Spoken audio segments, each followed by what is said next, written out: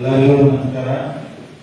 ಇವತ್ತಿನ ಸಭೆಗೆ ಆಗಮಿಸಿ ವೇದಿಕೆಯ ಆಸನದ ನನ್ನ ಪ್ರಕಾಶ್ ಅವರೇ, ಸಂಸದ ಭೋಗಿ ಅವರೇ, ಮಾಧವ ಶೆಟ್ಟಿ ಅವರೇ, ಮುಖ್ಯ ಪ್ರಧಾನ ಲಕ್ಷ್ಮಣ ಶೆಟ್ಟಿ ಅವರೇ, ಇಲ್ಲಿ ನೆರವೇರಿಸಿದ ಭಾರತೀಯ ಜನತಾ ಪಾರ್ಟಿ ಎಲ್ಲ ಪದಾಧಿಕಾರಿಗಳಿಗೆ, ಹಿರಿಯರೇ, ರೈತ ಬಾಂಧವರೇ, ತಾಯಂದಿರೆಲ್ಲ ಬಂದಿದ್ದೀವಿ, ನಮಗೆಲ್ಲ ಸ್ವಾಗತ ಬಯಸುತ್ತಾ ಈಗಾಗಲೇ ಹೇಳಿದ ನಿಮ್ಮೆಲ್ಲರ ಆಶೀರ್ವಾದದಿಂದ ದೇಶದ ಮತದಾರರ ಆಶೀರ್ವಾದದಿಂದ ಸನ್ಮಾನ್ಯ ನರೇಂದ್ರ ಮೋದಿ ಅವರು 12 ಸಾವಿರದ ಪ್ರಧಾನಮಂತ್ರಿಯಾಗಿ ಅವರು ದೇಶದಲ್ಲಿ 12 ವರ್ಷದ ಪೂರ್ಣಗೊಳಿಸಿದವರು.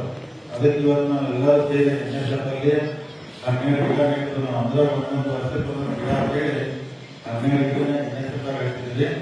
ಸೊ ಇವತ್ತೆಲ್ಲ ಯಾಕಂದ್ರೆ ಗಿಡ ಹಾಕ್ತಿದ್ವಿ, ಗಿಡ ನಾಳೆ ಬಿಟ್ಟು ಬೆಳಿತಾವು, ಎಷ್ಟೋ ವರ್ಷ ಇರ್ತಾವ, ನಾವೆಲ್ಲ ನಾವು ನಿಂತು ಇಟ್ಕೊಳ್ತಿರ್ತಾವು. ಯಾವತ್ತೂ ಅಂದ್ರೆ ಜನ ನೆನಸ್ತಾರೆ. ಯಾಕಂದ್ರೆ ಇಂಥ ತಾರೀಕು ಪ್ರಧಾನಮಂತ್ರಿ ಅವರು ನೆನೆಸ್ಕೊಂಡು ಭಾರತೀಯ ಜನತಾ ಪಾರ್ಟಿ ಹನುಮಾನ್ ಮಂಡಲದ ಕಾರ್ಯಕರ್ತರು ಎಲ್ಲ ಮುಖಂಡತೆ 12 ಗಿಡ ಹಾಕಂತೇಳಿ ಸದಾ ನೆನಪಿಟ್ಟಿದೆ. ಮತ್ತು ನರೇಂದ್ರ ಮೋದಿ ಅವರು ಎಲ್ಲ ಎಲ್ಲ ಕೇಳಿದ್ರೆ ಅತಿ ಹೆಚ್ಚು ಎಲ್ಲರೂ ಜವಾಹರ್ಲಾಲ್ ನೆಹರು, ಇಂದಿರಾ ಗಾಂಧಿ ನೋಡುದು. ಇವತ್ತು ಅವರ ಬಹಳ ಮಂದಿ ಎಲ್ಲರೂ ಮಂದ್ರ ಪ್ರಶ್ನೆ ಮಾಡಿ ನೆಹರು ರಿಕಾರ್ಡ್ ಹೆಂಗ್ ಬಿಡ್ತಾರೆ, ಅವ್ರು 47 ಆಗಿದೆ ಅಂತ ಹೇಳಿ. ಆದ್ರೆ 47ರಿಂದ 52 ಇಸ್ವಿ ತನಕ 5 ವರ್ಷ ನೆಹರು ಅವರು ಅವ್ರು ಇಲೆಕ್ಟ್ ಆಗಿಲ್ಲ ಅಂದ್ರೆ ಅವನೇ ಇರ್ತಾರಾಗಿ 5 ವರ್ಷ ಆಗಿದ್ರು. ಇಲೆಕ್ಟ್ ಆದ ನಂತರ 12 ವರ್ಷ ಅವಧಿ ಆಯಿತು. ಆ ಅವಧಿನ ಸನ್ಮಾನ್ಯ ನರೇಂದ್ರ ಮೋದಿ ಅವರು ಮಾನ್ಯ ಮಾಡಿದ್ರು. ಅದಕ್ಕೆ ಅವರೆಲ್ಲರೂ ಇವತ್ತೆಲ್ಲ ಜನ ಅಂತಾರೆ ಅಂದ್ರೆ ನಮ್ಮ ದೇಶಕ್ಕೆ ಏನ್ ಮಾಡುತ್ತೇಳಿ ಅದರ ಸುಧಾರಣೆಗಳನ್ನು ಮಾಡ್ತಿದ್ರು.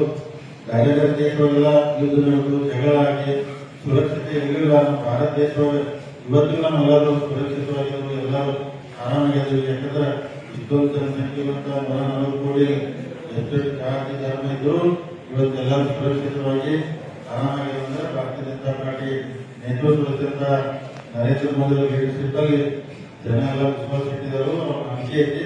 ಅದಕ್ಕೆ ನಾವೆಲ್ಲರೂ ಸುಖವಾಗಿ ಚೆನ್ನಾಗಿದ್ದೀವಿ. ಮತ್ತು ಅದ್ರ ಜೊತೆಗೆ ರೈತ ಬಾಂಧವರಿಗೆ ಯಾಕಂದ್ರೆ ಎಲ್ಲ ನಾವು ರಾಸಾಯನಿಕವಾಗಿ ಹೆಚ್ಚಿನ ಬೆಳೆ ಬೆಳೀತು ಅದನ್ನ ಬಿಟ್ಟು ನಮ್ಗೆ ಬೇರೆ ಅವಕಾಶ ಇಲ್ಲ. ಯಾಕಂದ್ರೆ ಅದು ಹಾಕಬೇಕು ಅಥವಾ ಏನಾರು ಆಗ್ತದೆ ಅಂದ್ರೆ ಅದೆಲ್ಲ ಕೆಮಿಕಲ್ ಇಂದ ಬೆಳಿಬೇಕು ಅನ್ನೋ ಪದ್ಧತಿ ನಮ್ಮ ಭಾರತದಲ್ಲಿ ಬರ್ಬೇಕು.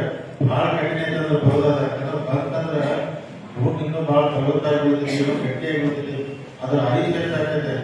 ಅದಕ್ಕೆ ನಮ್ಮ ರೈತರು ಸ್ವಲ್ಪ ಅಭ್ಯಾಸ ಮಾಡಿ ಹೋದ್ರೆ ಒಳ್ಳೇದು. ಯಾಕಂದ್ರೆ ಎಲ್ಲರೂ ಎಲ್ಲ ಹಾಕಬೇಕು, ಜಲ್ದಿ ಬೆಳೆ ಬರಬೇಕು, ಅನುಕೂಲ ಆಗ್ಬೇಕು.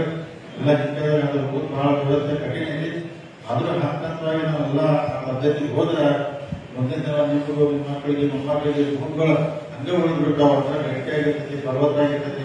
ಅದಕ್ಕಿಂತ ಎಲ್ಲ ವಿಚಾರನ ಸನ್ಮಾನ್ಯ ನರೇಂದ್ರ ಮೋದಿ ಅವರೆಲ್ಲ ಹೇಳ್ತಾ ಇದ್ರು. ನಾವೆಲ್ಲ ಎಷ್ಟು ಸಾಧ್ಯ ಆಗ್ತೈತಿ ಮುಖದ ಆ ಥರ ಮಾಡಿದಾಗ ದೇಶಕ್ಕೆ ಒಳ್ಳೇದಾಗ್ತೈತಿ, ರೈತರಿಗೆ ಒಳ್ಳೇದಾಗ್ತೈತಿ, ಅದರ ಅನ್ನದಾತ ಒಳ್ಳೇದಾಗ್ತೈತಿ. ಇದನ್ನೆಲ್ಲ ಗಮನದಲ್ಲಿಟ್ಕೊಂಡು ನಾವೆಲ್ಲ ಕೆಲಸ ಮಾಡೋದು. ನಮ್ಮ ನರೇಂದ್ರ ಮೋದಿ ಅವರ ನೇತೃತ್ವದಲ್ಲಿ ಭಾರತ ದೇಶದಲ್ಲಿ ಬಹಳ ಗಟ್ಟಿಯಾಗಿ ಆಡಳಿತ ನಡೆಸಿದರು. ನಾವೆಲ್ಲ ಭಾರತೀಯ ಜನತಾ ಪಾರ್ಟಿ ಕಾರ್ಯಕರ್ತರು ಎಲ್ಲ ಮತದಾರರು ಕೂಡ ಇನ್ನೂ ಹೆಚ್ಚಿನ ಆಶೀರ್ವಾದ ಮಾಡಿ ಇನ್ನೂ ದೀರ್ಘಕಾಲವಾಗಿ ದೇಶ ಆಳಬೇಕು, ಇನ್ನೂ ಭಾರತ ದೇಶ ಗಟ್ಟಿಯಾಗಿ ಉಳಿಬೇಕು. ಆ ದೃಷ್ಟಿಯಲ್ಲಿ ನಾವೆಲ್ಲರೂ ಕೆಲಸ ಮಾಡಬೇಕು ಹೇಳುತ್ತಾ ಇವತ್ತೆಲ್ಲ ಭಾರತೀಯ ಜನತಾ ಪಾರ್ಟಿ ಬಂದಾಗ ಸುಭಾಷ್ ಗ್ರಾಮಾಂತರ ಅಧ್ಯಕ್ಷರು, ಮಂಡಲ ಅಧ್ಯಕ್ಷರು, ಮಾಧವ ಶೆಟ್ಟಿ ಅವರು ಎಲ್ಲ ಪದಾಧಿಕಾರಿಗಳು ಜಿಲ್ಲಾ ಬಹಳ ವ್ಯವಸ್ಥಿತವಾಗಿ ಭಾರತೀಯ ಜನತಾ ಪಾರ್ಟಿ ಕೆಲಸ ಮಾಡ್ತಿದ್ದರು. ಇನ್ನೂ ಮುಂದಿನ ದಿನಮಾನದಲ್ಲಿ ಇನ್ನೂ ಗಟ್ಟಿಯಾಗಿ ಕೆಲಸ ಮಾಡಬೇಕಂದ್ರೆ 2 ವರ್ಷದ ಕರ್ನಾಟಕ ರಾಜ್ಯದಲ್ಲಿ ವಿಧಾನಸಭೆ ಚುನಾವಣೆ ಬರ್ತೈತಿ. 2022 ಮೇ ಒಳಗೆ ನಾವೆಲ್ಲರೂ ಕೂಡ ಇನ್ನೂ ಗಟ್ಟಿಯಾಗಿ ನಾವೆಲ್ಲರೂ ಕೂಡ ಭಾರತೀಯ ಜನತಾ ಪಾರ್ಟಿ ಸಂಘಟನೆ ಮಾಡಬೇಕು. ನಮ್ಮ ಸರ್ಕಾರ ನಮ್ಮ ಕರ್ನಾಟಕದಲ್ಲಿ ಭಾರತೀಯ ಜನತಾ ಪಾರ್ಟಿ ಸರ್ಕಾರ ಮತ್ತೊಂದು ಸಲ ಬರಬೇಕು.